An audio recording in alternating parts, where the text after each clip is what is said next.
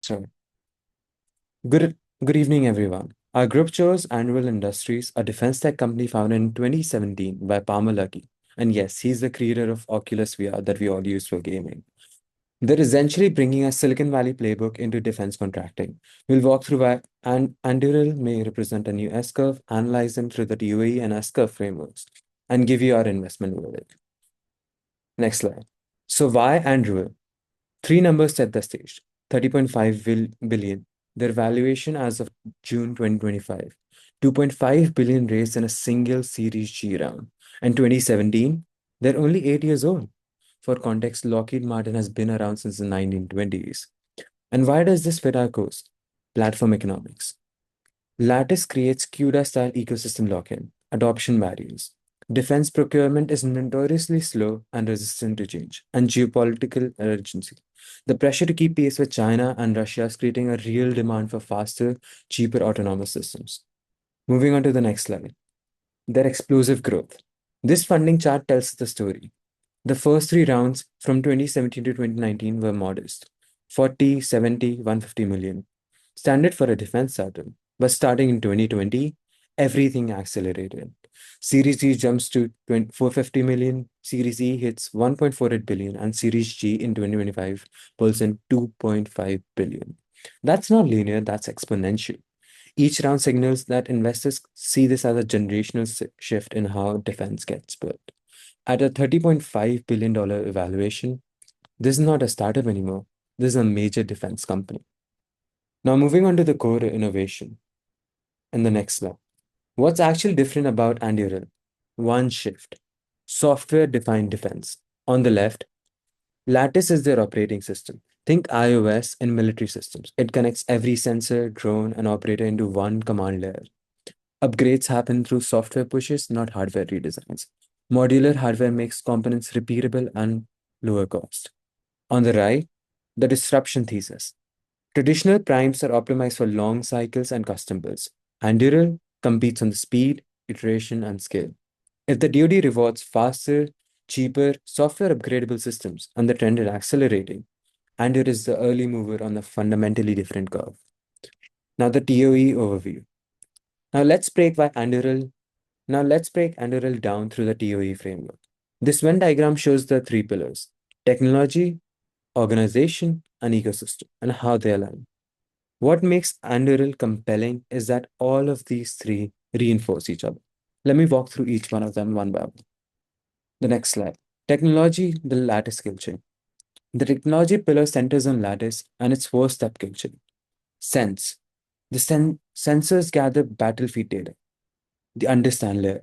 AI builds a real-time operating picture. Decide. The system recommends action with human operators in the loop. Effect. Manned or unmanned systems execute. The key takeaway at the bottom. Because everything runs on software, the entire fleet upgrades simultaneously. Traditional primes would need years and billions to do that, what Android does with a software push. Now, moving on to the next slide, and the organization and the ecosystem of the TOE framework. On organization side, we have 4,000 plus employees, 12% military veterans bringing real operational expertise, and Arsenal One, where they build hardware and software in-house. That vertical integration is rare in defense. On ecosystem, the industry is shifting in Andurril's favor. The geopolitical pressure from China and Russia is creating urgency. OTA procurement pathways are enabling faster contracting. Competitors include Palantir, Helsing, Skydio, but none combine a software platform with in-house manufacturing like the way Anduril does.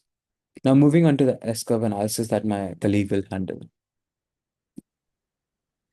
The timeline shows key milestones founded 2017, Border Towers 2018, Lattice 2019, Counter UAS 2022, Arsenal One manufacturing 2024, and 30.5 billion valuation in 2025. The S-curve chart below shows where Anduril sits, and the dashed line is the traditional defense model, climbing slowly for decades. Anduril curves is steeper. The dot marked "We are here" puts them at the inflection point, and they've proven that the tech works and won real contracts. And now the question is whether they cross from early adoption into mainstream procurement. On the left, four metrics we track is deploy speed, cost per effect, autonomy level, and operator burden. On all four, the software model is structurally better. Next slide.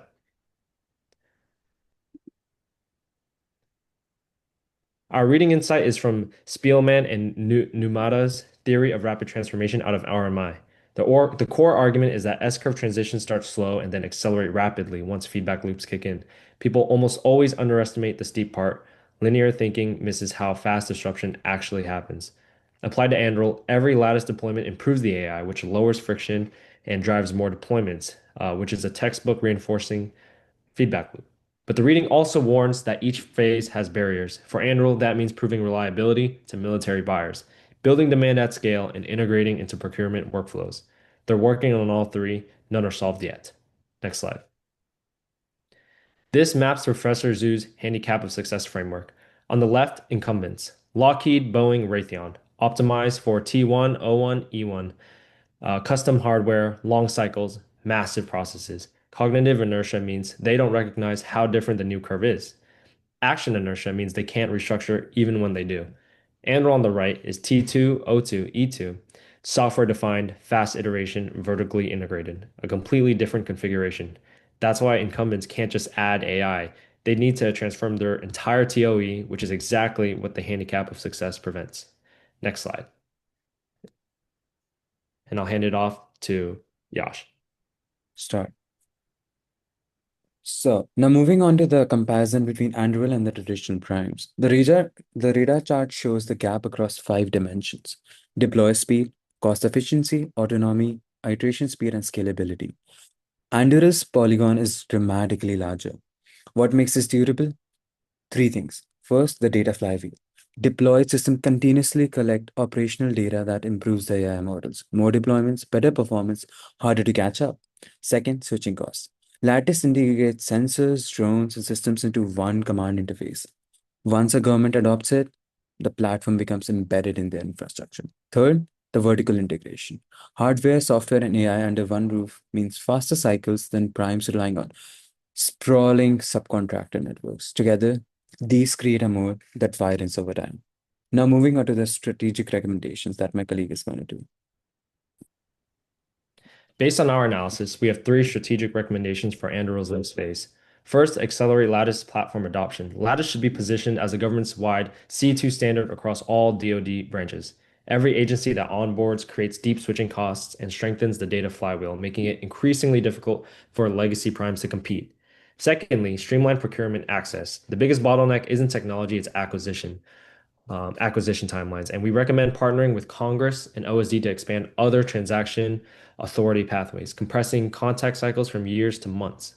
Third, double down on vertical integration. Arsenal One isn't just a factory, it's a strategic moat, and scaling it reduces unit costs and shortens delivery simultaneously. No traditional prime can replicate the speed advantage of owning hardware, software, and manufacturing under one roof. These three priorities reinforce each other, where faster procurement feeds Arsenal One lowers costs, and Lattice lock in protects the long-term revenue base. Next slide. For the TOE grade, we're going to give it an 8 out of 10. Technology score 9. Lattice is genuinely differentiated.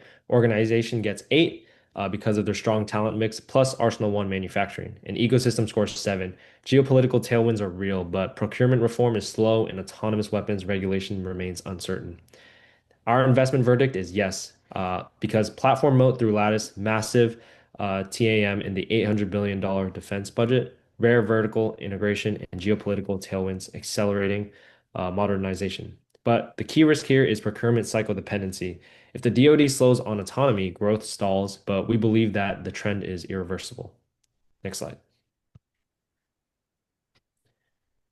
Two case study parallels here. First, NVIDIA and CUDA. Platform lock-in. CUDA created an ecosystem where switching costs became massive, and Lattice is doing the same for Defense C2. And the difference is CUDA scaled commercially with fast cycles, whereas Anduril navigates government procurement, which is slower but even stickier once locked in. Secondly, Tesla versus Waymo. Vertical integration plus autonomy. Tesla owns battery, software, and manufacturing in-house, whereas Anduril mirrors this with Lattice, Arsenal One, and autonomous hardware. The difference is Tesla sells to consumers and Anduril sells to the DoD. What this means slower adoption, but larger and longer term contracts. Next slide. And that wraps up our case. Our sources, AI disclosure, and team contributions are all on screen. Thank you guys so much for listening. We're happy to take any questions. And I hope you enjoyed. Thank you. Thank you so much once again. Bye.